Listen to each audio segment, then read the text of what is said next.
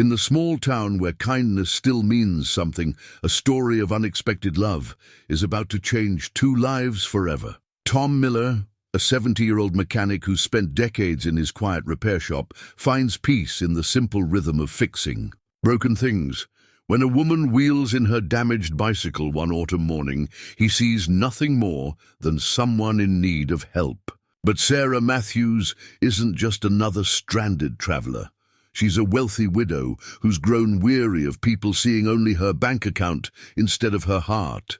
What begins as a simple repair will blossom into a connection neither expected to find, built in stolen moments between coffee cups and bicycle spokes.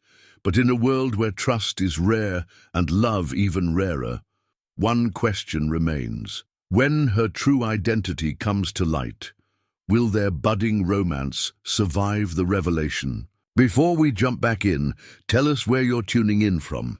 And if this story touches you, make sure you're subscribed, because tomorrow I've saved something extra special for you. Tom Miller's weathered hands moved with practiced precision as he cleaned his tools before opening shop, just as he had done every morning for the past 43 years.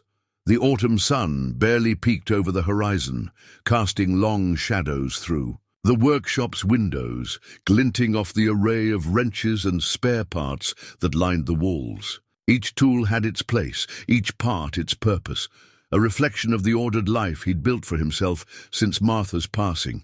The familiar scent of oil and rubber filled the air as he swept the concrete floor, his movements deliberate and unhurried. The broom's bristles scratched against the ground in a steady rhythm, like a metronome keeping time with his thoughts. Outside, Millbrook was slowly waking up, but here in his sanctuary, time moved at its own pace. He paused by the workbench, where a framed photograph caught the morning light. Martha's smile, frozen in time 15 years ago, still had the power to warm his heart and squeeze it tight all at once. "Another day at the office, old girl," he murmured, touching the frame's corner with gentle fingers before resuming his morning ritual. The bell above the door chimed precisely at 7, right on schedule. "Morning, Tom." Old Bill Henderson's voice carried through the shop, accompanied by the squeak of his ancient Schwinn. "Think you could take a look at these brakes again?" "Wouldn't need looking at if you didn't ride down Miller's Hill like a teenager," Tom replied, but his eyes crinkled with warmth. Bill had been his first customer back in '80, and these morning visits had become as much about friendship as bicycle maintenance.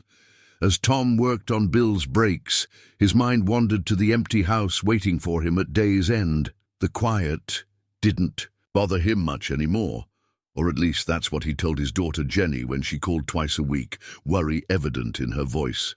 He had his routine: work until 5, dinner at Joe's Diner on Tuesdays and Thursdays, television news in his recliner, and bed by 9. Simple, predictable, safe. The shop was his real home anyway. Here, among the tools and parts and friendly faces of regular customers, he felt most alive. Every bicycle that came through his door had a story, and every repair was a small victory against time and wear. He'd fixed everything from children's first bikes to professional racing machines, treating each with the same careful attention. The morning stretched on, punctuated by the familiar sounds of his trade. The ping of his ancient cash register, the hiss of the air compressor, the gentle whir of wheels being tested. Mrs. Chen brought in her grandson's BMX bike, mangled from an ambitious jump. The Rodriguez twins needed their chains oiled before their paper route. Each interaction was brief, comfortable, part of the tapestry of small-town life he'd woven himself into. During the quiet moments between customers, Tom found himself thinking about the changes in Millbrook over the years. The old pharmacy had become a trendy coffee shop, and most of the young folks moved away after high school now, but his shop remained constant, a stubborn holdout against time's forward march. Jenny called it old-fashioned, suggesting he computerize his inventory or start a website. Tom preferred his ledger book and pencil, thank you very much. As afternoon approached, he took his lunch break, unwrapping the sandwich he'd made that morning. Turkey on wheat, no mayo, his doctor's orders. He ate at his workbench, watching the world pass by through the large front window. Couples walking hand in hand, mothers pushing strollers, kids racing their bikes down the sidewalk. Life going on all around him, while his own seemed to stand still. Sometimes, in moments like these, the loneliness would creep in, despite his best efforts to keep it at bay. He missed sharing lunch with Martha, missed her laugh, missed the way she'd bring him coffee just when he needed it most. The routine helped, kept him moving forward, but it couldn't fill the empty spaces she'd left behind. Little did Tom know that his carefully ordered world was about to be disrupted by a chance encounter, one that would challenge everything. He thought he knew about love, trust, and new beginnings, but for now he simply finished his sandwich, brushed the crumbs from his work apron, and turned back to the waiting bikes. There was always something that needed fixing, and Tom Miller was just the man for the job. The bell above the door chimed differently that Tuesday afternoon, or perhaps it was just Tom's imagination. He looked up from the flat tire he was patching to see a woman he'd never encountered before, wheeling in a pristine blue bicycle. Her silver hair was pulled back in a neat bun, and despite the casual clothing she wore, there was something distinctly elegant about her bearing. "Excuse me," she said, her voice carrying a warmth that reminded Tom of summer honey. "I'm having trouble with the chain. Would you mind taking a look?" Tom wiped his hands on his work rag and approached, noting how the bicycle looked almost too new to have any real problems. "Of course. Let's see what we've got here." He knelt beside the bike, his experienced eyes scanning the mechanism. The chain was indeed off its track, though something about the way it sat made him wonder if it had been deliberately misaligned. "I'm Sarah," she offered, watching him work with curious eyes. "Sarah Matthews. I'm staying at the Pine Valley B&B for a while." "Tom Miller," he replied, his attention still focused on the chain. "Welcome to Millbrook. Though I have to say, this is an unusual problem for such a new bike." A slight flush colored Sarah's cheeks, but Tom didn't notice, absorbed in his work. His fingers moved with practiced efficiency, realigning the chain and checking the gears. The repair was simple enough, but he took his time, making sure everything was perfect. "Would you like some coffee?" Sarah asked suddenly. "I noticed Harry's Cafe across the street as a thank you for helping me so quickly." Tom looked up, surprised by the offer. His usual response would have been a polite decline. He had his routine after all. But something in her expression, a mixture of kindness and perhaps a touch of loneliness he recognized all too well, made him hesitate. "Just let me finish up here," he found himself saying. "Want to make sure this chain won't give you any more trouble." As he worked, Sarah wandered around the shop, her fingers trailing lightly over the handlebars of various bikes in for repair. She paused at the framed photograph on his workbench, but didn't ask about it. There was a respectful quietness to her presence that felt neither awkward nor intrusive. "You've been here a long time," she observed, noting the faded certificates. On the wall, the oldest dating back to 1980. "Longer than I care to admit sometimes," Tom chuckled. "But bikes don't fix themselves, and somebody's got to keep the wheels turning in this town." Sarah smiled at that, a genuine expression that reached her eyes. It must be rewarding, being such an important part of the community. Tom shrugged, but he felt pleased by her understanding. Most people saw just another repair shop, not the years of trust and service behind it. "It keeps me busy," he said, straightening up. "There you go. Good as new. Though I suspect it wasn't far off to begin with." Something flickered in Sarah's eyes. Was it guilt? But she quickly smiled again. "Thank you." "About that coffee?" Tom glanced at his clock. 2:30 p.m., usually his slowest time of day. "Let me put up my back in 30 minutes sign." As they crossed the street to Harry's, Tom found himself noticing things he usually ignored. The way the afternoon sun felt on his face, the cheerful ring of the cafe door, the pleasant scent of coffee and baked goods. Sarah chose a quiet table by the window where they could see his shop across the way. "I've always loved small towns," she said, wrapping her hands around her coffee cup. "Everyone knows everyone, looks out for each other. It's harder to find that in the city. "You're from the city, then?" Tom asked, surprising himself with his interest. "Originally," she replied, something guarded crossing her features. "But I'm looking for somewhere simpler now, somewhere real." The way she said real carried a weight Tom couldn't quite understand, but he nodded anyway. He knew about looking for something real.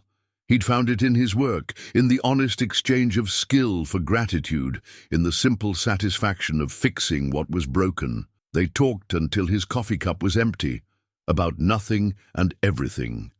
The town, the changing seasons, the stories behind some of his more interesting repairs. Sarah laughed at his tale of the time he'd had to rescue a cat that had somehow wedged itself inside a bike frame, and Tom found himself smiling more than he had in years. When they finally stood to leave, Sarah paused. "Thank you, Tom. Not just for fixing the bike, but for this. It's nice to talk with someone who sees more than just—" She trailed off, leaving the thought unfinished. Tom watched her wheel her bike away, feeling as though something had shifted in his carefully ordered world. It would be hours before he realized he hadn't charged her for the repair. Over the next week, Sarah's visits became as regular as the morning mail. She'd appear around 2:30, sometimes with her bike, sometimes without, always with an invitation for coffee that Tom found increasingly difficult to refuse. The routine he'd maintained for 15 years began to bend, like a spoke gradually yielding to gentle pressure. Today, she'd brought homemade cookies, carefully wrapped in wax paper. "My mother's recipe," she explained, setting them on the workbench. "She always said you couldn't have a proper conversation without something sweet to share." Tom wiped his hands and accepted a cookie, noticing how the tin it came in was dented and well used. Not the sort of container he'd expect from someone who could afford such an expensive bicycle. The cookie tasted of ginger and memories. "Your mother taught you to bake?" he asked, brushing crumbs from his shirt. Sarah's eyes grew distant. "She taught me everything important. How to make a house feel like home, how to listen with your heart, how to find joy in simple things." She paused, running her finger along the tin's edge. "After she passed, I lost sight of those lessons for a while, got caught up in different things." Tom nodded, understanding the weight of lost wisdom. "Martha, my wife, she was like it. That too could make anyone feel at home with just a cup of tea and a few kind words." He surprised himself by continuing. "When she died, I threw myself into work.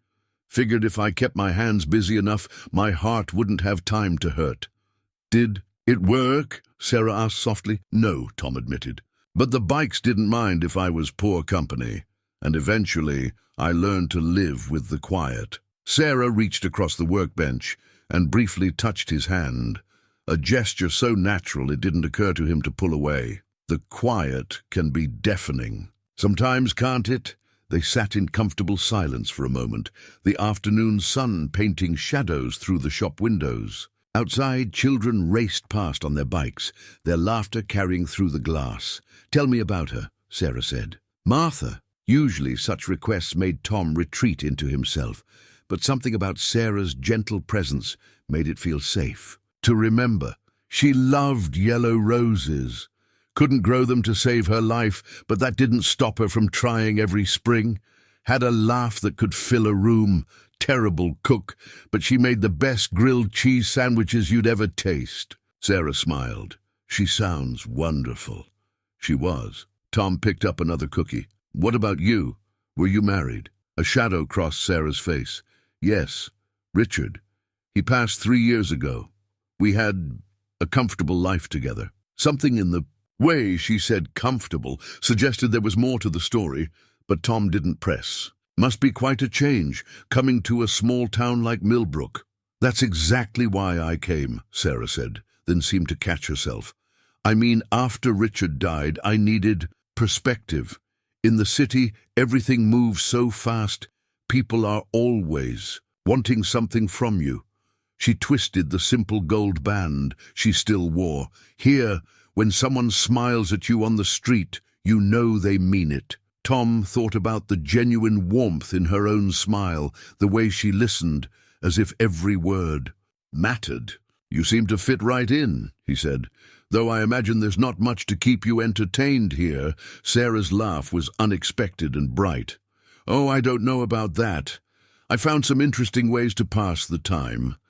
Was he imagining the slight blush that colored her cheeks? The bell chimed then, announcing a customer. Mrs. Rodriguez bustled in with her twins' bikes, both with flat tires. "Racing through the brambles again," she explained apologetically. Tom stood, duty calling, but Sarah was already gathering her things. "Same time tomorrow?" she asked, and he found himself nodding before he'd even thought about it. As she left, Mrs. Rodriguez watched her go with obvious curiosity. "New friend, Tom?" "Just a customer," he replied, but the words felt hollow even as he said them. Customers didn't bring you homemade cookies or listen to stories about your late wife with such genuine interest. Customers didn't make you look forward to 2:30 p.m. like it was Christmas morning. Later that night, as Tom sat in his usual recliner watching the evening news, he realized he couldn't remember a single story from the broadcast.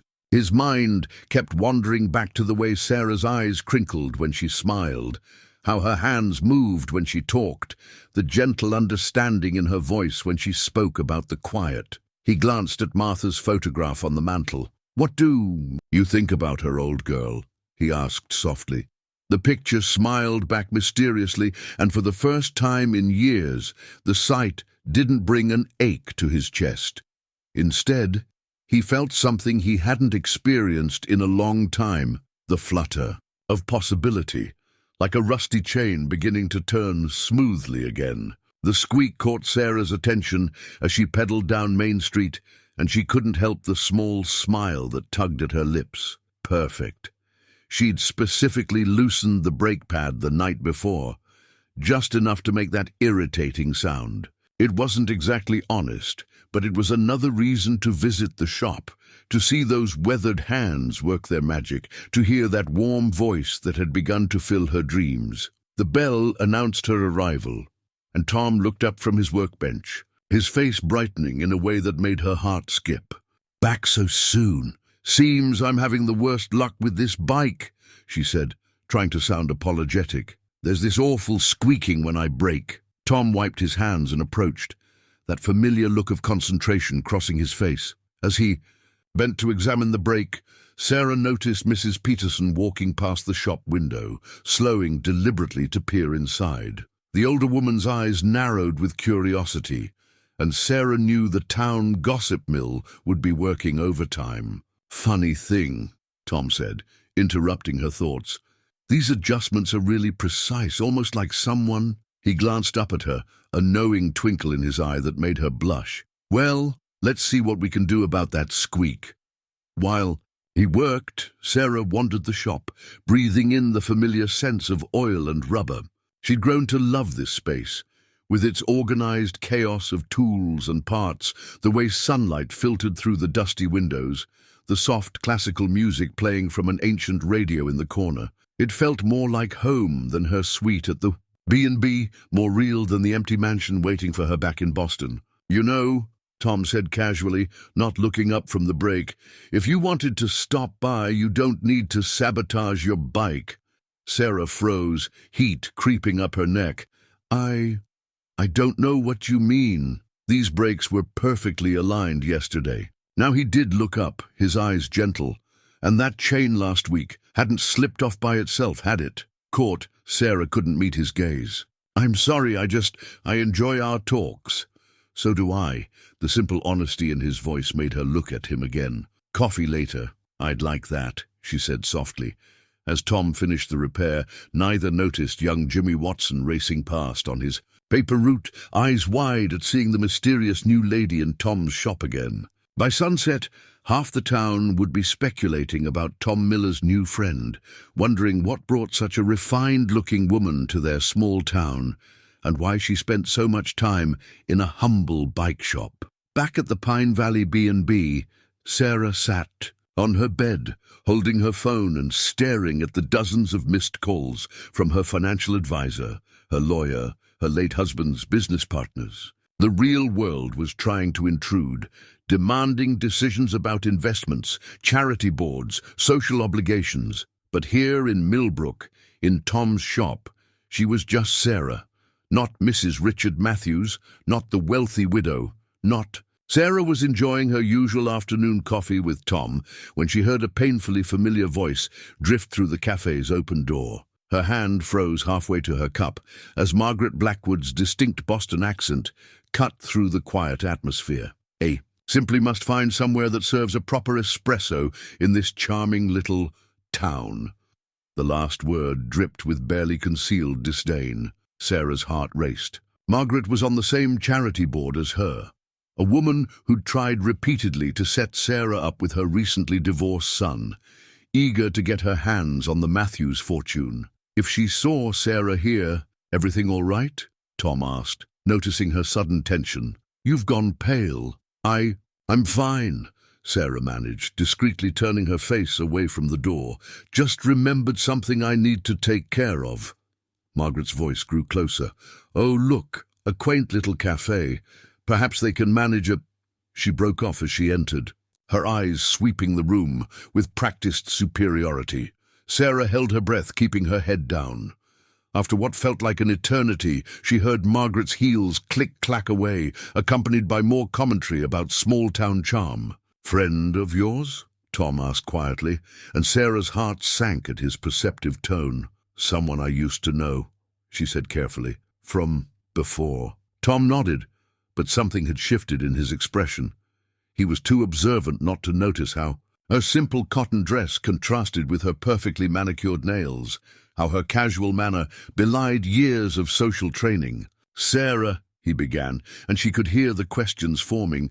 Please, she interrupted, I'm not ready to talk about that part of my life yet. She reached across the table, taking his weathered hand in hers. Can't I just be Sarah for a little longer? The warmth of his palm against hers felt like acceptance, like understanding. His thumb traced a gentle pattern on her skin, and she realized it was the first time they'd really touched. You've always been just Sarah to me, he said finally, and the knot in her chest loosened slightly. But as they walked back to the shop, Sarah couldn't shake the feeling that her two worlds were drawing closer together on an inevitable collision course. She watched Tom return to his work, his movements sure and purposeful, his integrity written in every careful repair. The thought of losing this, of seeing his eyes change when he learned the truth about her wealth, made her feel sick. That evening, alone in her room at the B&B, Sarah stared at her reflection in the mirror. The woman who looked back at her wore simple clothes and minimal jewelry, but there was no hiding the subtle marks of privilege. The perfect teeth, the expertly colored hair, the posture that came from years of finishing school. Her phone buzzed. Again, another message from her estate manager about urgent decisions needing her attention. The real world was closing in, threatening the small piece of paradise she'd found in a humble bike shop with a man who saw her heart instead of her bank account. Just a little longer, she whispered to her reflection. Please. Just a little longer. But in her heart, Sarah knew time was running out. Tomorrow's local paper would feature an article about charitable giving in the region, and her name, her full name, Mrs. Sarah Matthews of the Boston Matthews family, would be prominently mentioned as a major donor. Tom always read the morning paper over his breakfast at Joe's Diner. The truth was about to break free, whether she was ready or not. The morning crowd at Joe's Diner buzzed with excitement. Their usual breakfast chatter focused on one topic, the mysterious woman spending so much time at Tom's bike shop. Betty, the longtime waitress, moved from table to table, coffee pot in, hand collecting and dispensing gossip with practiced efficiency. Did you hear? She whispered to Tom as she topped off his coffee. Harry over at the cafe says she paid for her muffin with a $100 bill yesterday. Didn't even blink at it. Tom stirred his coffee slowly, watching the cream create patterns. In the dark liquid, Some people just carry large bills, Betty. Doesn't mean anything. And Martha from the B&B says she's got designer labels in her laundry. The real expensive kind. Betty leaned closer. Plus, she's never once complained about the rates, and you know how steep they are since the renovation. Don't you all have anything better to talk about? Tom asked, but there was no real anger in his voice. He understood their curiosity. Sarah was different, though he couldn't quite put his finger on how. The bell above the diner's door chimed, and Sarah herself walked in. The usual morning chatter died down to whispers. She wore simple jeans and a plain blouse, but Tom noticed what Betty meant. There was something elegant about the way the clothes fit, something that spoke of quality beyond Millbrook's usual. "Shopping options, good morning," she said, sliding into the booth across from him. Her smile was warm, but held a trace of anxiety he hadn't seen before. Betty appeared instantly. "Coffee, hun. We've got some lovely fresh pastries today. Just coffee, thank you." Sarah's response was polite, but carried an unconscious note of authority that made Betty stand a little straighter. Once they were alone, Tom gestured to the newspaper he hadn't yet opened. "You're here early today." Sarah's eyes flickered to the folded paper, and he saw her hands clench slightly in her lap. "I thought maybe we could take a walk. It's such a lovely morning." Before Tom could respond, the diner's door opened again, and Mrs. Peterson hurried in, waving a copy of the morning paper. "Oh my goodness, you'll never believe what I just read. It says here that the Matthews Foundation is making a huge donation to our library, and Betty," Tom called out suddenly, making everyone jump, "could we get that coffee to go?" Sarah's right about that walk. Outside in the crisp morning air, Sarah walked close to Tom, their shoulders occasionally brushing. Neither spoke until they reached the park, where the early morning light filtered through the autumn leaves. "You saw the paper?" Sarah asked quietly. "Didn't have the chance," Tom replied, "though it seems Mrs. Peterson found something interesting in it." Sarah stopped walking, turning to face him. "Tom, You don't owe me any explanations," he interrupted gently. "We all have parts of our lives we keep to ourselves." Tears welled in Sarah's eyes. "But I want to explain. I'm afraid." "Of what?" "Of things changing. Of you looking at me differently." She wiped at her eyes with the back of her hand, a surprisingly unguarded gesture. Everyone does once they know. Tom reached out and caught her hand, his calloused fingers warm against her skin. "The only thing I know is that you're the person who brings me cookies, laughs at my terrible jokes, and keeps finding creative ways to damage a perfectly good bicycle." A watery laugh escaped her. "You knew about that from the start, didn't you?" "Second. Maybe first time I wasn't sure," he smiled. "You're not as sneaky as you think." Around them, early morning joggers and dog walkers passed by, some slowing to stare curiously at Tom Miller holding hands with the mysterious newcomer. By noon, this scene would be added to the town's growing collection of gossip about the pair. Sarah looked down at their joined hands. The article, "It's going to make things complicated." "Life's complicated enough without worrying about what other people think," Tom said. "Though I have to admit, I'm curious about why someone would choose to spend their afternoons in a dusty old bike shop when they could probably be anywhere in the world." "Because nowhere else feels this real," Sarah whispered, squeezing his hand. "Because nowhere else has you." The morning sun caught the silver in her hair, making it shine like starlight, and Tom felt something shift in his heart. A door, long, closed, creaking open just a bit more. Whatever was in that newspaper, whatever secret Sarah still held, he knew one truth that mattered more. In all his years of fixing broken things, he'd never wanted to protect something as much as this fragile connection growing between them. Jenny Miller had her mother's way of bursting into a room like a gust of fresh air. She swept into the shop just after lunch, her heels clicking against the concrete floor, so different from her father's quiet work boots. "Dad!" She wrapped Tom in a tight hug, then held him at arm's length. "You look different. Have you been eating properly? And what's this I hear about a mysterious woman?" Tom felt his ears grow warm. News travels fast. Are you kidding? Aunt Betty called me 3 times this week. Said you've been having coffee. No dates with some fancy lady from Boston.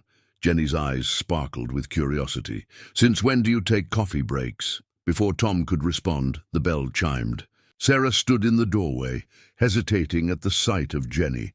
Today she wore a simple sundress that somehow managed to look both casual and elegant. "Oh, I'm sorry, I didn't mean to interrupt," Sarah said, starting to back away. "You're not interrupting," Tom said quickly, perhaps too quickly, judging by Jenny's raised eyebrow. "Sarah, this is my daughter Jenny. Jenny, this is Sarah Matthews." Jenny's eyes widened slightly at the name, and Tom wondered if she'd seen the newspaper article everyone was talking about. Matthews? As in the Matthews Foundation? Sarah's smile faltered for just a moment. "Yes, though I prefer just Sarah, if you don't mind."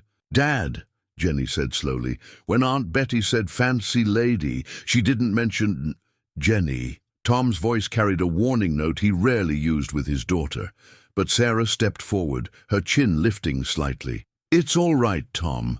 Yes, That's Sarah Matthews, though I suspect your aunt's version of me is far more interesting than the reality." Jenny studied her for a long moment, her protective instincts clearly at war with her curiosity. "And you're interested in bicycles?" "I'm interested in genuine people," Sarah replied, meeting Jenny's gaze steadily. "Your father has been very kind to me." "He's kind to everyone," Jenny said. "It's both his best and most worrying quality." "Jenny," Tom interjected, "Sarah's been good company. She brings cookies." He immediately felt foolish saying it, but Sarah's warm laugh eased the tension. "Homemade," Sarah added, "though not nearly as good as your mother's, I'm sure." Something in the way she said it, the genuine respect, the acknowledgement of Martha's place in their lives, seemed to soften Jenny's protective stance slightly. "Mom did make amazing cookies," Jenny admitted, "though Dad's the only one who still tries to replicate her recipe. Without much success," Tom added ruefully. "Would you like to join us for lunch?" Sarah asked suddenly. "I'd love to hear about your father's baking attempts." Jenny hesitated, glancing at her father. Tom nodded almost imperceptibly, a gesture Sarah caught and filed away, understanding the weight of this moment. Over sandwiches at Harry's Cafe, Jenny's initial reserve gradually melted as Sarah asked about her work as a teacher, her 2 kids, and especially about her memories of growing up in the bike shop. Sarah listened with genuine interest, occasionally catching Tom's eye with warm glances that didn't escape Jenny's notice. "Mom would have liked you," Jenny said unexpectedly as they finished their meal. "She always said Dad needed someone who could appreciate the quiet moments." Sarah blinked rapidly, touching her napkin to her lips to hide her emotion. "I would have liked to meet her." Later, after Sarah had left for a meeting at her B&B, Jenny helped Tom close up the shop. "She's not what I expected," she admitted, hanging up a wrench exactly where she knew it belonged. "What did you expect?" "I don't know, someone flashier, more demanding." Jenny straightened a row of tire pumps. "The papers always show her at fancy galas, opening museums, that sort of thing." Tom focused intently on his ledger. "I wouldn't know about any of that." "Dad," Jenny's voice was gentle, "you should probably read about her. Know what you're getting into." "I know who she is," Tom said quietly. "She's someone who helps me sort nuts and bolts, even though she probably has people to sort her mail. Someone who brings coffee to dirty old bike shop because she likes the company. Everything else, that's just details." Jenny watched her father's face, seeing something there she hadn't seen in years. A light, a spark of joy that had been missing since her mother died. She thought about her own children, how they asked about their grandfather's new friend, excited that he had someone to talk to besides his tools. "Just be careful," she said finally. "Not because she's wealthy, but because you both deserve to be happy." Tom nodded, understanding what his daughter wasn't saying, that hearts, like bicycles, could be broken, and that not all repairs were as simple as replacing a chain or fixing a flat tire. The late summer days fell into a comfortable rhythm.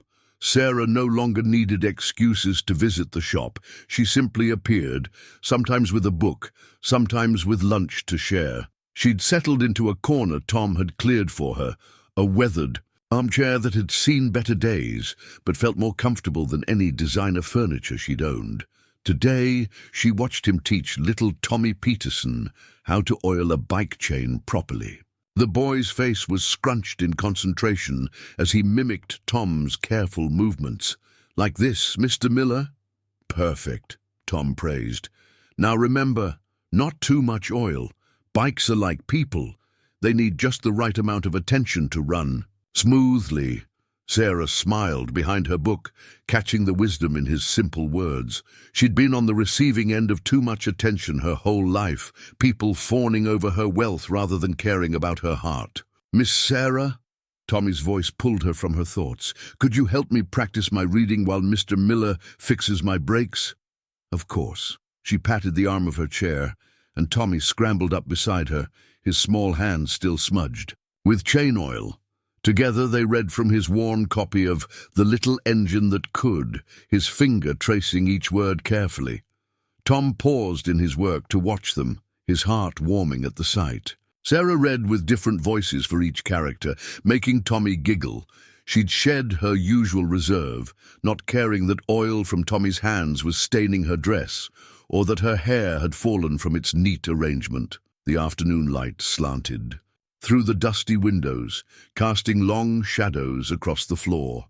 Tommy's mother arrived to collect him, thanking them both with a knowing smile. As the bell chimed behind them, Sarah realized she felt more at home in this shabby chair than she ever had at charity galas or board meetings. "Penny for your thoughts?" Tom asked, wiping his hands on a rag. "I was just thinking about worth," she said thoughtfully. "About how the most valuable things in life can't be bought. Like the smile on a kid's face when his bike works again. Like that," she stood, brushing off her dress.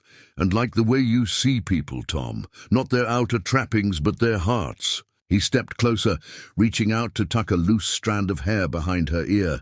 The gesture was so natural, so tender, that Sarah felt tears prick at her eyes. "Speaking of seeing things," he said softly, "there's a street fair this weekend. The whole town turns out for it. Would you like to go with me?" Sarah's heart fluttered. This wasn't the kind of invitation she was used to. No elaborate restaurants, no exclusive events. Just a simple fair in a small town, with carnival games and cotton candy, and the whole community watching. "I'd love to," she whispered. That evening, as they closed up the shop together, another routine that had developed naturally, Sarah found herself humming along to the old radio's classical music. Tom caught her hand, and suddenly they were dancing between the bike racks, his work boots and her sandals moving in an imperfect waltz. "I should warn you," she said, her head resting against his shoulder. "I'm not very good at small-town fairs. I might embarrass you." "Impossible," he murmured into her hair. "I've never had cotton candy." "Then we'll have to fix that. And I'm terrible at carnival games.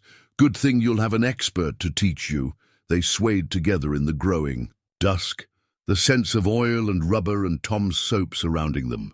Through the window, Mrs. Peterson walked past with her evening shopping, doing a dramatic double-take at the sight of Tom Miller dancing in his shop. Sarah knew by morning the whole town would be talking, but for once in her life, she didn't care about appearances or expectations. Here in this moment, she was just a woman dancing with a man who made her feel more precious than all her wealth ever had. "Tom?" she said quietly. "Thank you for fixing more than just bicycles." He pulled back slightly to look at her, understanding. In his eyes, they stood there, barely moving now, as the last sunlight painted the shop in shades of gold. Outside, Millbrook went about its evening routine. Kids being called in for dinner, shops closing up, the distant whistle of the evening train. Sarah knew she should leave, go back to her room at the B&B, return the dozens of calls and emails, demanding her attention.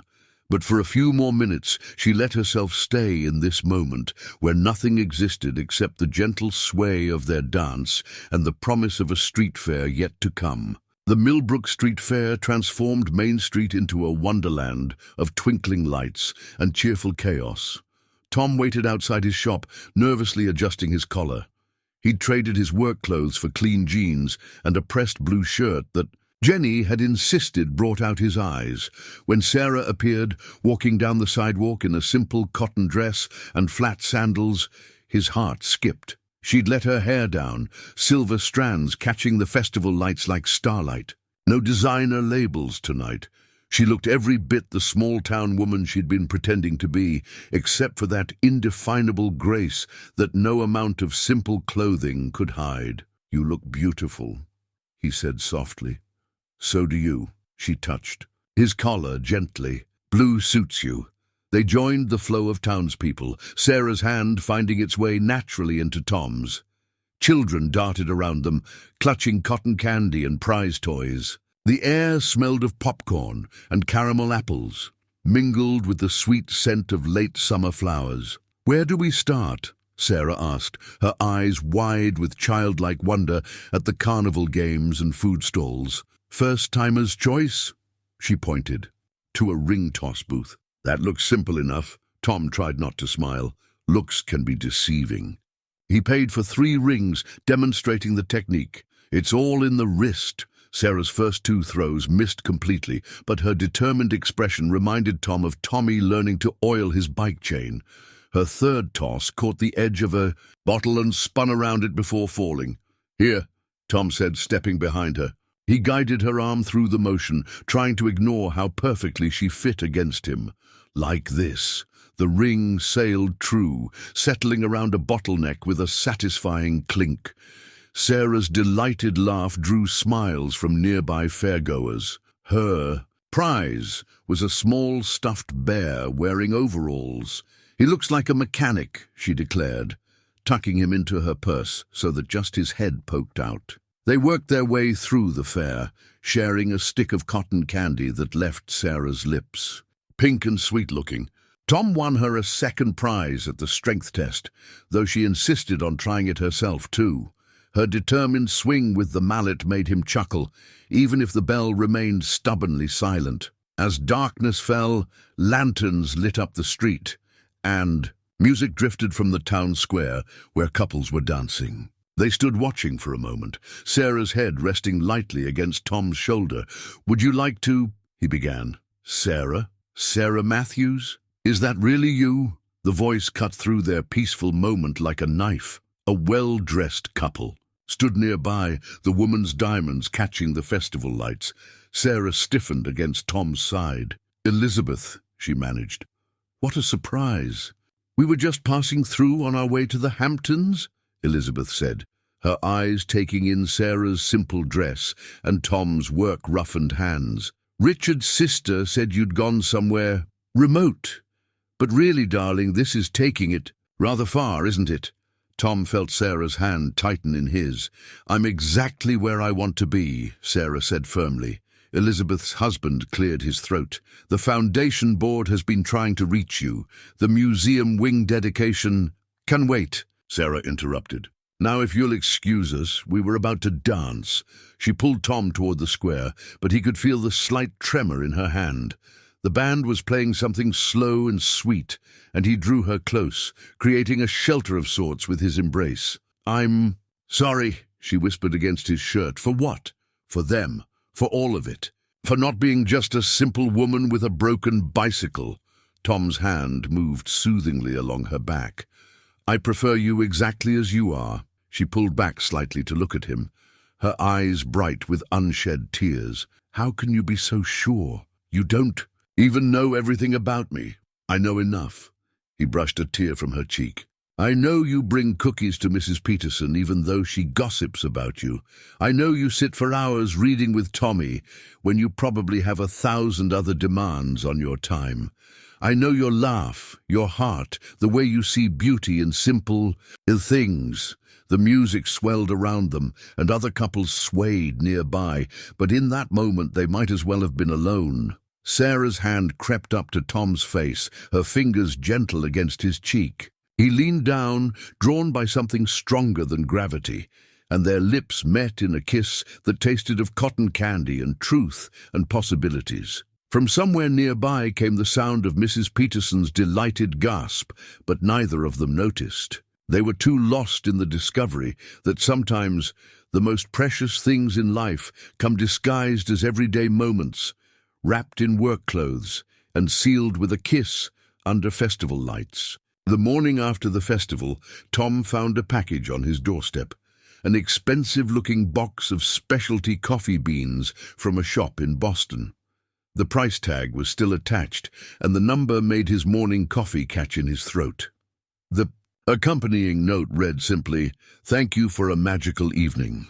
Just inside his shop, he stared at the coffee beans, thoughts churning like wheels out of alignment. The kind gesture suddenly felt heavy with implications he'd been trying to ignore.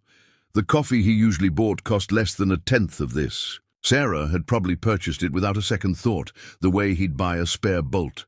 The bell chimed, and Betty bustled in, her eyes bright with purpose. "Tom Miller, why didn't you tell me? I had to hear it from Mrs. Peterson that you and Sarah Matthews were kissing at the festival."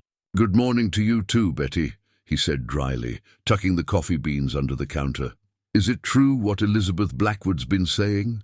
That Sarah's worth millions? That she has houses in 3 countries? Tom's hands stilled on the wrench he'd been holding. "I don't listen to gossip, but surely you must have noticed those clothes of hers, the way she carries herself. And now people are saying she's on the board of 6 museums. And Betty," his voice was sharper than intended, "did you bring your bike in for repairs?" She had the grace to look embarrassed. "No, Then I've got work to do." After she left, Tom tried to focus on the bicycle in front of him, but his mind kept wandering. He thought of Sarah's perfect manicure as she helped him sort washers. The way her casual clothes always seemed to fit just so.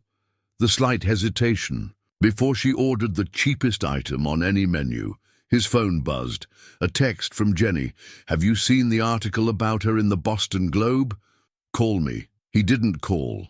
Instead, he worked through lunch, trying to lose himself in the familiar rhythm of repairs. But for the first time, the grease under his nails felt like a brand of difference rather than a badge of honest work. Sarah arrived at her usual time, wearing a sundress that probably cost more than his monthly rent. "I missed you at lunch," she said, leaning in to kiss his cheek.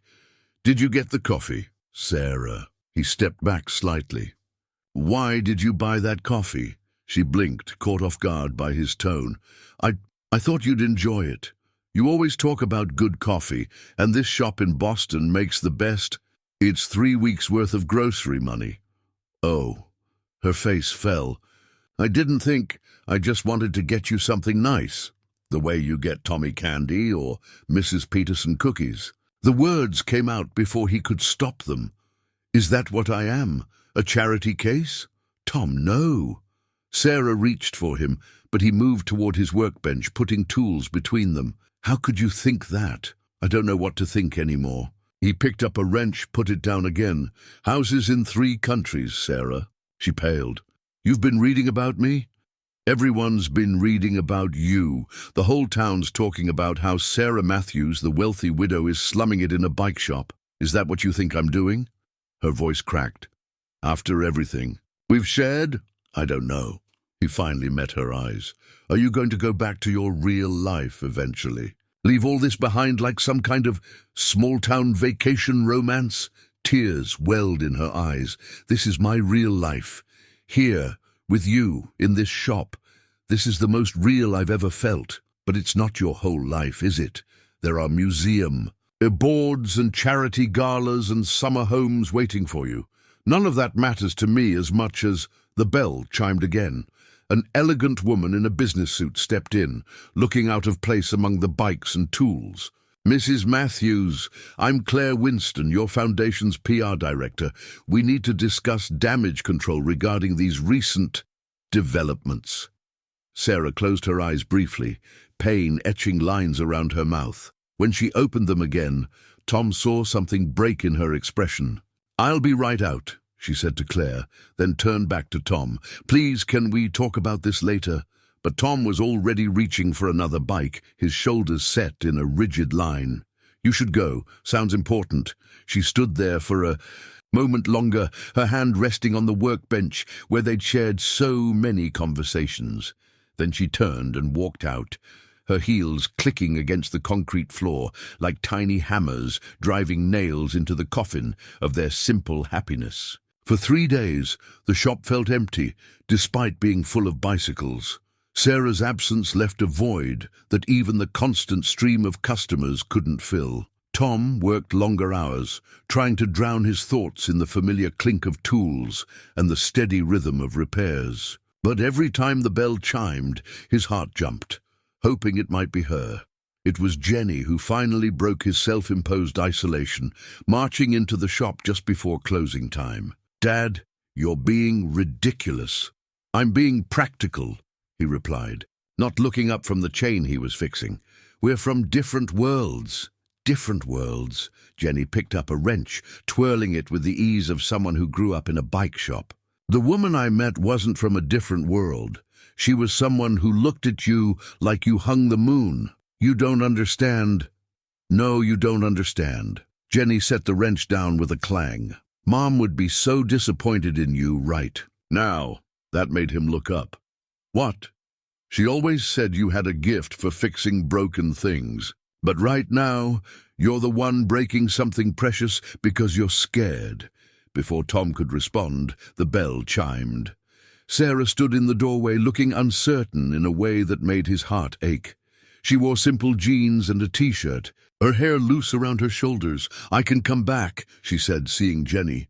"No," Jenny said firmly. "I was just leaving." She kissed her father's cheek and whispered, "Don't be an idiot," before walking out. The silence stretched between them, like a chain pulled too tight. Sarah spoke first. "I fired Claire." "What?" "The PR director.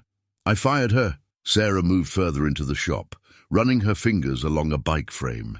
"She wanted me to issue a statement about having a charming small-town experience before returning to my responsibilities in Boston." Her laugh was bitter, as if this shop, this town, was just some kind of wealthy woman's midlife crisis, isn't it? Tom's voice was rough.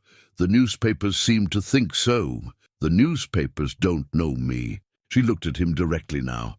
"But you do, or at least I thought you did." "I thought I did too. Then I found out about the houses, the charity boards, the museum wings. All things I inherited from Richard." Her voice rose with frustration.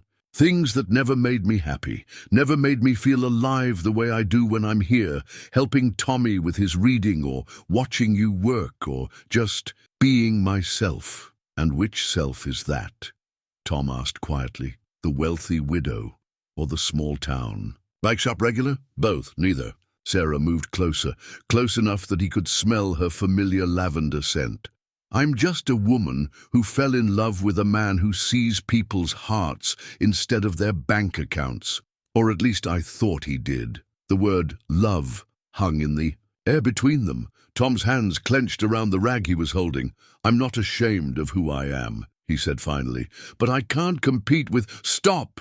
Sarah stepped forward, taking the rag from his hands and replacing it with her own. "This isn't a competition. I'm not choosing between worlds. I'm choosing you, exactly as you are, if you'll choose me. All of me, not just the parts that fit. Your expectations." "Sarah, I love this shop," she continued, her voice trembling slightly. "I love the smell of oil and rubber, the sound of your tools, the way you hum while you work. I love how you treat every customer the same, whether they're on a $1,000 racing bike or a rusty hand-me-down. I love watching you teach kids to fix their own bikes, giving them the gift of self-reliance. And most of all, I love you, Tom Miller, with your honest hands and your kind heart and your stubborn pride." Tom stared at their joined hands, her manicured fingers entwined with his work-roughened ones. "I'm scared," he admitted finally, "scared that one day you'll wake up and realize this isn't enough." "How can it not be enough when it's everything I've been looking for?" She squeezed his hands. I spent years surrounded by people who wanted something from me, my money, my influence, my connections. But you just wanted me to be myself. He pulled her closer, one hand rising to cup her cheek. I'm sorry about the coffee beans. A laugh bubbled up through her tears. I'm sorry I didn't think about how it would make you feel. I'm not very good at being normal. I don't want you to be normal. He brushed away a tear with his thumb. I just want you to be you. All of you, even the parts I don't quite understand yet. She leaned into his touch. Does this mean you'll let me buy you coffee again? Only if you let me buy you dinner at Joe's Diner sometimes too. Deal. She smiled up at him. Although there is one thing you should know. What's that? I really did damage my bike that first day. I had no idea how to fix it. Her eyes sparkled. The other times, well, those might have been engineered. Tom laughed, the sound echoing through the shop like music. Then he kissed her, not caring about the grease on his hands, or the tools scattered around them, or the curious faces of passers-by peering through the window. In that moment, their two worlds didn't seem so far apart after all. The Millbrook Morning Post usually focused on local events, bake sales, school sports, and town council meetings. But today's headline made Tom's coffee go cold in his cup at Joe's Diner. Boston philanthropist's small-town romance, inside Sarah Matthews' million-dollar love story. The article was everything they'd feared. Glossy photos of Sarah at high society events, details about her vast fortune, quotes from close friends about her charming adventure with a small-town mechanic. There was even a grainy photo of their kiss at the festival, alongside estimates of her foundation's annual charitable giving. Your usual, Tom? Betty asked, her voice gentler than normal. When he nodded, she touched his shoulder. For what it's worth, she looks at you the way my Henry used to look at me. Money can't buy that kind of love. Before Tom could respond, the diner's door burst open. Mrs. Peterson rushed in, waving another newspaper, a Boston one this time. Have you seen what they're saying? That she's worth millions, that she owns half of Boston's art museums, That's enough, Martha, Joe called from behind the counter. Let the man eat in peace. But the damage was done. Every eye in the diner was on Tom, their gazes a mix of curiosity, pity, and speculation. He could almost hear their thoughts. Poor Tom Miller, in over his head. What could a wealthy widow want with a bike mechanic? How long until she tired of playing small-town sweetheart? The bell above his shop door had never sounded heavier than when he opened up that morning. Inside, 3 messages waited on his ancient answering machine. The first was from a Boston reporter asking for comment. The second was from Jenny, telling him not to read the papers and to call her immediately. The third was from Sarah, her voice tight with emotion. Tom, I'm so sorry. I never wanted. They've twisted everything, made it sound tawdry and fake. Please don't believe what they're writing. What we have is real. I'll be there as soon as I can. I just need to deal with some. The message cut off abruptly. He was adjusting the brakes on Mrs. Chen's grandson's bike when the cameras appeared. 2 news vans pulled up outside, reporters stepping out with microphones and eager expressions. Tom pulled down the shop's blinds and flipped the closed sign. But they kept knocking, calling questions through the door. Mr. Miller, how does it feel to be dating one of Boston's wealthiest widows? Did you know about her money when you met her? Is it true she's buying the whole town? His phone rang. Jenny again. This time he picked up. Dad, don't watch the news. They're running this awful story about rich widow's small-town romance. It's like they're turning you and Sarah into some kind of reality show. Tom's grip tightened on the wrench he was holding. I don't care about the news, Jenny. I care about Sarah. Have you talked to her? Just a message. She's dealing with something. A sharp knock made him look up. Through a gap in the blinds, he saw Elizabeth Blackwood standing there, immaculately dressed and wearing a sympathetic smile that made his stomach turn. Dad, Jenny's voice was worried. What are you going to do? Tom watched another news van pull up. Somewhere in Boston, Sarah was probably surrounded by similar chaos, trying to protect what they had from becoming a media circus. Everything, simple and genuine about their connection, was being transformed into entertainment for strangers. "I don't know," he admitted.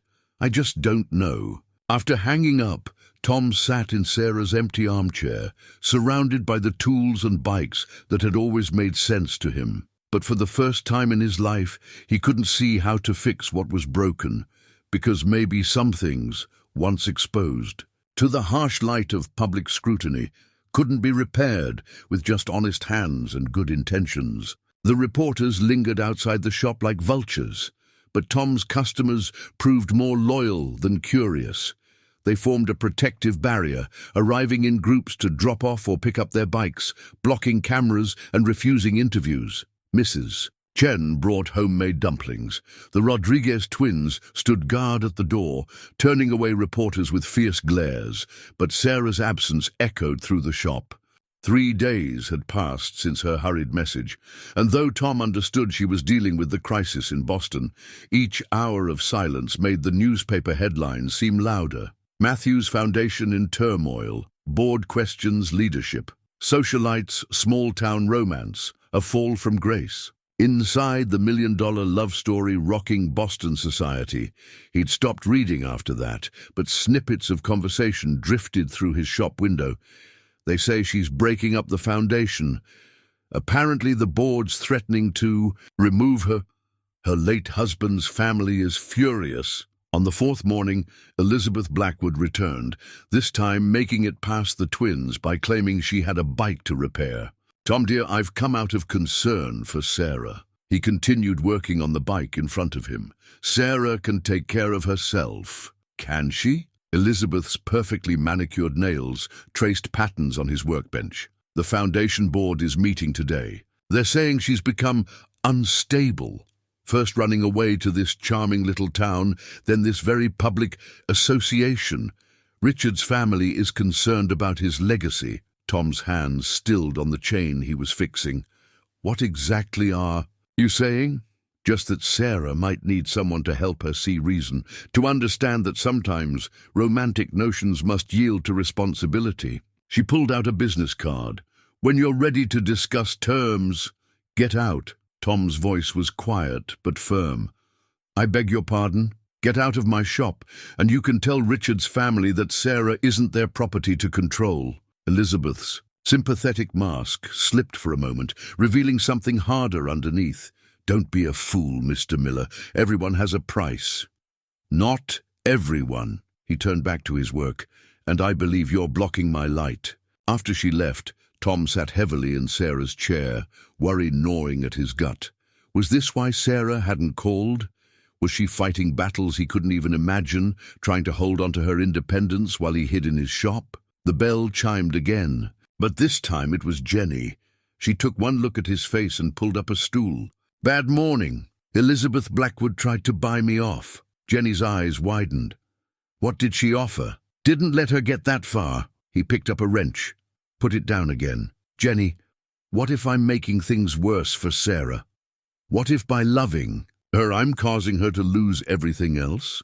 "Dad," Jenny's voice was firm, "do you remember what Mom used to say about love? That it's like a bicycle. It only works when both people keep pedaling." "No, well, yes, she did say that, but I meant the other thing. About how love isn't about making safe choices, it's about making brave ones." Tom looked around his shop at the life he'd built within these walls. It was small but honest, simple but true, just like his love for Sarah. "I need to go to Boston," he said suddenly. Jenny smiled. "I was wondering when you'd figure that out." She reached into her purse and pulled out a piece of paper. "Sarah's foundation address. And Dad? Wear that blue shirt she likes." Standing, Tom looked at his grease-stained hands, his worn work boots, his humble shop. For the first time in days, he felt certainty settle in his chest. Sarah had been brave enough to choose him, to fight for their love against society's expectations.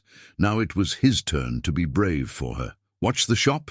he asked Jenny. "Go get her, Dad. Show those Boston snobs what real love looks like." Boston loomed before Tom like a wall of glass and steel, so different from Millbrook's modest skyline. He'd borrowed Jenny's car for the trip, his worn duffel bag looking out of place in her tidy sedan. The morning traffic moved around him in an aggressive dance he'd long forgotten how to perform.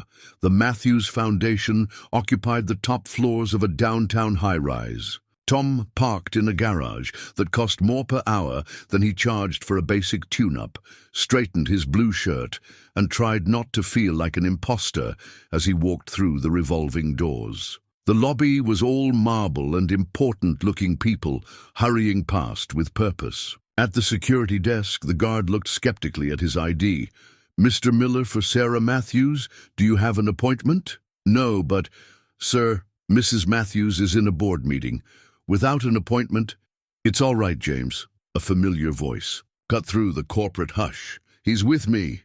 Elizabeth Blackwood stood by the elevators, looking unsurprised to see him. "I had a feeling you might come. Heroic gestures are so predictable." She pressed the up button. "Walk with me, Mr. Miller. Let me show you what you're really dealing with." Against his better judgment, Tom followed her into the elevator. They rose 20 floors in silence before stepping into a hallway lined with photographs. Sarah and her late husband opening museums, funding hospitals, standing with dignitaries. "This is Sarah's world," Elizabeth said, gesturing to the images. "Everything you see was built by generations of Matthews' money and influence. The foundation provides vital support to dozens of institutions. Thousands of people depend on the stability of Sarah's leadership." They stopped at a large window overlooking the city, and now she's threatening to throw it all away.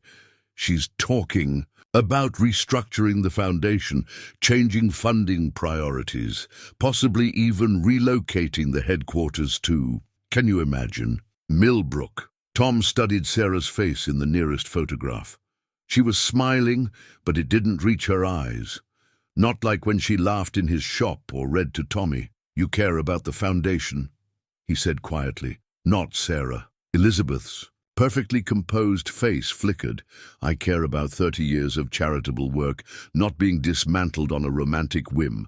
Richard built this legacy and left it to Sarah." Tom turned to face her. "To manage as she sees fit." She's not thinking. "Clearly, this infatuation with you, with small-town life, it's making her reckless. The board is meeting right now to discuss removing her as chair. Because she wants to help smaller communities?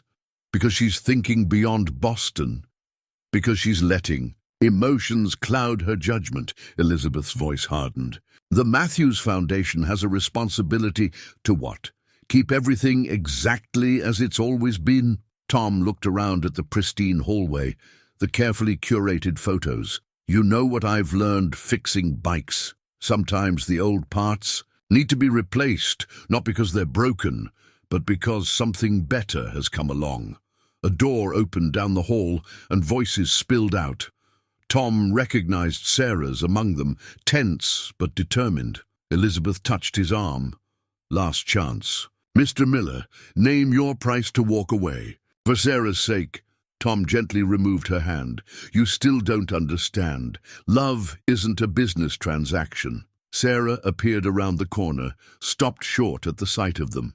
She looked exhausted but beautiful, her professional attire a sharp contrast to the casual clothes she wore in Millbrook. For a moment, doubt crept into Tom's heart. She belonged here, among the polished surfaces and important decisions. Then she smiled, that real smile that crinkled the corners of her eyes, and suddenly the gleaming hallway felt as warm and welcoming as his shabby shop. "Tom?" Her voice held disbelief and hope in equal measure. "What are you doing here?" "Probably making a fool of myself," he admitted, "but I'm told that's what love makes you do." Elizabeth made a small sound of disgust and walked away, her heels clicking against the marble floor. Sarah barely noticed, her eyes fixed on Tom. "The board meeting," she began, "didn't go well?" "Actually, it did. I told them my plans for expanding the foundation's reach, focusing on smaller communities, using Millbrook as a pilot program." She stepped closer, I told them that seeing your shop, how you help people, made me realize what genuine community impact looks like. And they agreed. Some did. Others resigned in protest. But it's my foundation now, really mine, not just Richard's legacy. She reached for his hand. I'm making it into something that matters to me. Tom looked down at their joined hands, work-worn fingers linked with elegant ones. I was worried, he admitted. Seeing all this, your world. My world is wherever I choose it to be, she said firmly. And I choose a world that has both. This foundation's potential to help people, and a small bike shop where love is measured in fixed chains and shared cookies. Through the window, Boston stretched out before them, its spires reaching toward the sky.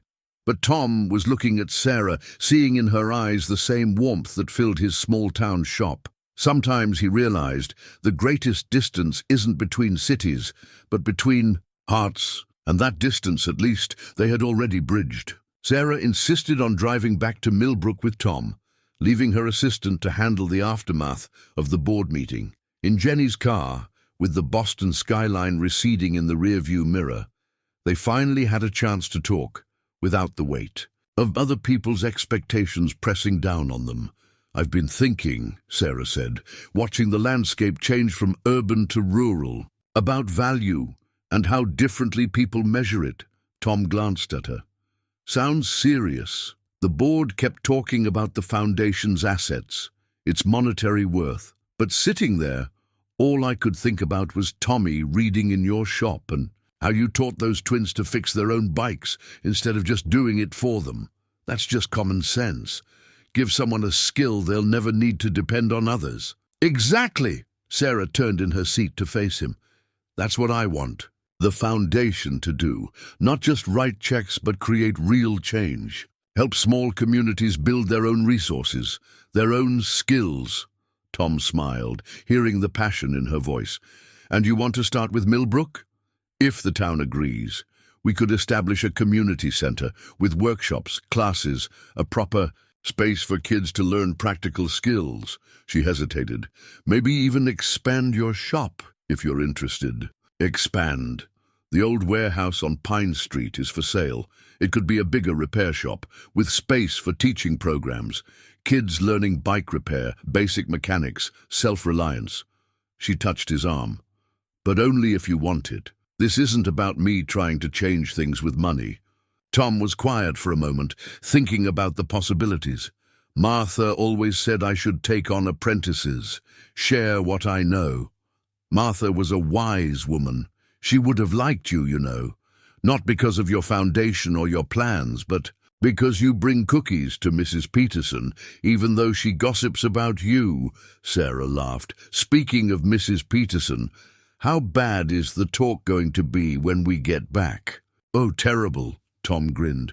Betty's probably already planning our wedding. The word hung in the air between them, unexpected, but not unwelcome. Sarah's hand found Tom's on the gear shift. Would that be so awful? She asked softly. What, Betty? Planning our wedding, definitely. She'd invite the whole town. Tom. Her voice was gentle but serious. I'm not joking. He pulled the car over at a scenic overlook, killing the engine. The valley spread out below them, Millbrook visible as a cluster of buildings in the distance. Nothing about loving you is awful, he said, turning to face her. But marriage, that's a big step. Are you sure you want to tie yourself to a small-town bike mechanic? No, Sarah said, making his heart skip until she continued. I want to tie myself to Tom Miller, the man who taught me that true value isn't in bank accounts or boardrooms, but in the way we treat each other. The man who fixes more than just bikes. He fixes people's faith in kindness and honest work. Tom reached out, tucking a strand of hair behind her ear. Even if it means dealing with reporters, society gossip, your fancy friends looking down their noses at me, my real friends will love you. The rest don't matter. She leaned into his touch. Besides, I'm looking forward to shocking Boston society by having my wedding reception at Joe's Diner. Now, you're just trying to give Elizabeth Blackwood a heart attack. Is it working? They laughed together, the sound echoing across the valley. Tom pulled Sarah closer, breathing in her familiar lavender scent, mixed with something new. Possibility. "We'll need to find you a proper office in Millbrook," he said. "Can't have the foundation chair working from my shabby armchair forever." "Why not? Some of my best ideas come from that chair." She nestled against his shoulder. "Though maybe we could get it reupholstered. Next you'll want to paint the shop. Only if you let me help. I've never painted anything before." Tom tried to picture Sarah in overalls, paint in her hair, and his heart swelled. "There's a lot of never-befores we could explore together. Is that a yes to marriage? It's a yes to everything. The shop expansion, the community center, painting walls, shocking Boston society, and especially marriage." He kissed her softly. "As long as you promise one thing." "What's that?" "No more deliberately damaging your bike to come see me." Sarah's laugh was pure joy. "Deal. Though I reserve the right to occasionally need help with my chain, I'm still not very good at maintenance." "That's okay," Tom said, starting the car again. "We've got plenty of time for lessons." Millbrook welcomed them home with its own brand of small-town ceremony. As Tom and Sarah pulled up to the shop, they found the whole street decorated with streamers and a hand-painted banner that read, "Congratulations," hanging across the front window. Betty, Mrs. Peterson, and what seemed like half the town stood waiting.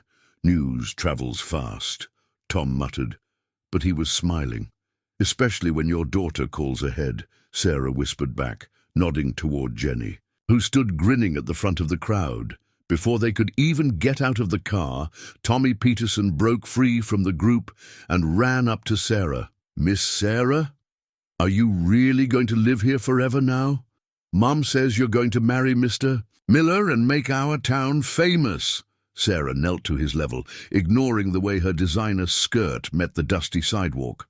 "Well, the marriage part is true. As for famous," she looked up at Tom, "I think we'd rather make it better than famous." The crowd surged forward then, led by Betty with tears in her eyes, and Mrs. Peterson clutching newspaper clippings about the foundation's new direction. The headlines were different now. Matthews Foundation pioneers small-town initiative, and Millbrook selected for innovative community program. Tom found himself being congratulated not just on his engagement, but on the plans for the expanded shop. Word had already spread about the teaching program, and 3 people immediately volunteered their kids as apprentices. "See," Jenny said, hugging her father.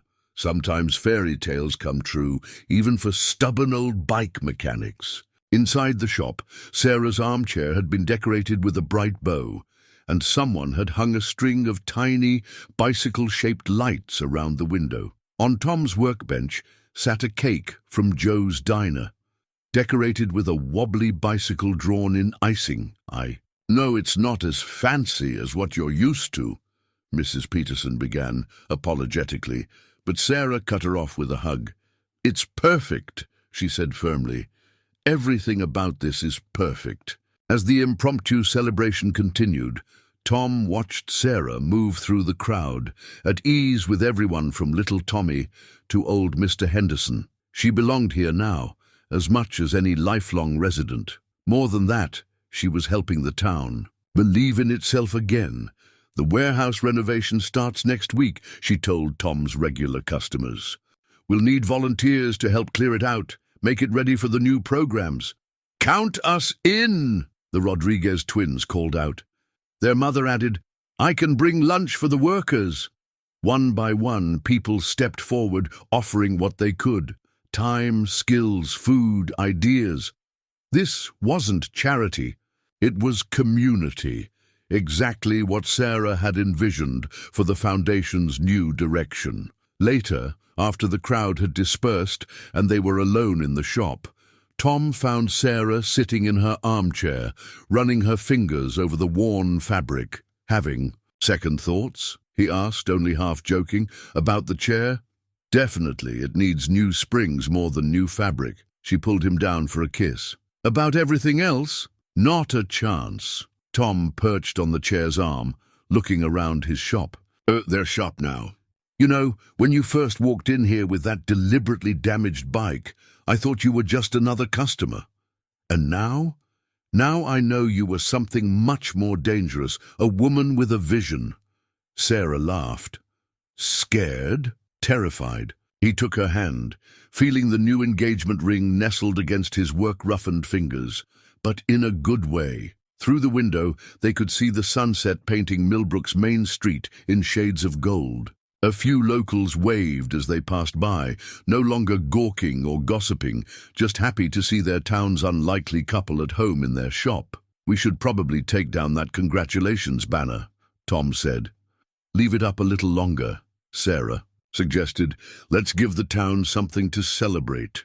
"They'll have plenty to celebrate once we get the community center running, and the teaching programs, and the wedding at Joe's Diner." Sarah stood, wrapping her arms around him. "You know what the best part is?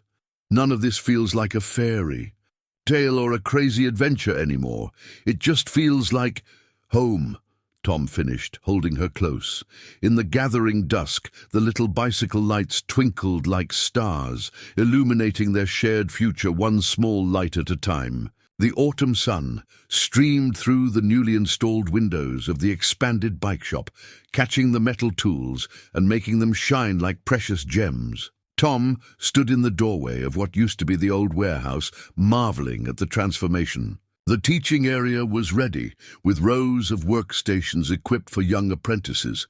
Sarah's vision had become reality in just 3 months of community effort. "Penny, for your thoughts?" Sarah's voice came from behind him. She wrapped her arms around his waist, and he could feel her smile against his shoulder. "Just thinking about how different everything is," he said, turning to face her. "A year ago, this was an empty building, and I was a lonely old mechanic. And I was a lonely widow trying to find my place in the world." She looked around the space. "I'd say we both found something better than we were looking for." The sound of bikes approaching made them turn. Tommy Peterson led a group of kids their age, all clutching permission slips for the first apprentice class. Their excited chatter filled the shop as they found their stations, each one proudly donning the work aprons Sarah had ordered. Complete, with their names embroidered in bright thread. "Good morning, future mechanics," Tom called out, receiving a chorus of eager responses. "Today we're going to learn the basics of bike maintenance. But first, who can tell me why it's important to know how to fix things yourself?" "Because then we can help others," Tommy replied promptly. "Because it saves money," added another child. "Because it feels good to fix something with your own hands," said a quiet voice from the back, one of the Rodriguez twins. Tom smiled. "You are all right, and those are lessons that apply to more than just bikes." As the morning progressed, the shop filled with the sounds of learning, questions being asked, gentle instructions being given, and the occasional exclamation of triumph when something clicked into place. Sarah moved among the students, helping where needed, her designer clothes long since replaced by practical workwear that somehow still managed to look elegant. During lunch break, the kids gathered around Sarah's old armchair, now the official storytelling spot, while Tom watched from his workbench. She was reading The Little Engine That Could Again, but this time the story held new meaning for everyone who knew their own unlikely tale. Jenny arrived with her children, who immediately joined the group. "The community center plans were approved," she announced quietly to Tom. "Construction starts next month." "Sarah will be pleased," Tom said, watching his soon-to-be wife gesture animatedly as she read. "She's already planning programs for it." "And what about you, Dad? Pleased with how everything's turned out?" Tom thought about the changes in his life, the expanded shop, the teaching program, the way Millbrook was coming alive with new purpose. But mostly he thought about Sarah, who had wheeled a deliberately damaged bike into his shop and ended up fixing parts of him he hadn't even known were broken. "More than pleased," he answered. "Grateful." The afternoon session brought more students, including some adults who'd signed up for the evening class. Tom watched as Sarah helped Mrs. Peterson understand her bike's gearing system, treating the older woman's questions with the same respect she'd once shown to Foundation board members. As the day wound down and the last student left, Tom and Sarah stood in their shop, now both repair center and classroom, both business and community space. The setting sun painted everything in shades of gold, reminding Tom of that first afternoon when Sarah had walked in. "We're getting married tomorrow," he said, still somewhat amazed by the fact. "Having second thoughts?" Sarah teased, echoing. "There are many conversations about marrying you, never." He pulled her close. "About letting Betty handle the reception at Joe's. Maybe?" Sarah laughed. "Too late to change that now? Besides, I hear she's ordered a chocolate fountain." "Fancy."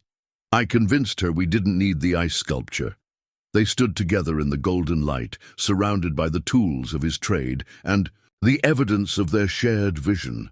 Through the window, they could see Millbrook's main street bustling with new energy. The foundation's office was nearly ready next door, and plans for the community center were displayed proudly in the window of the town hall. "You know what I love most about all this?" Sarah said softly. "What's that?" "That tomorrow, when we get married, it won't just be about us. It'll be about everything we've built together.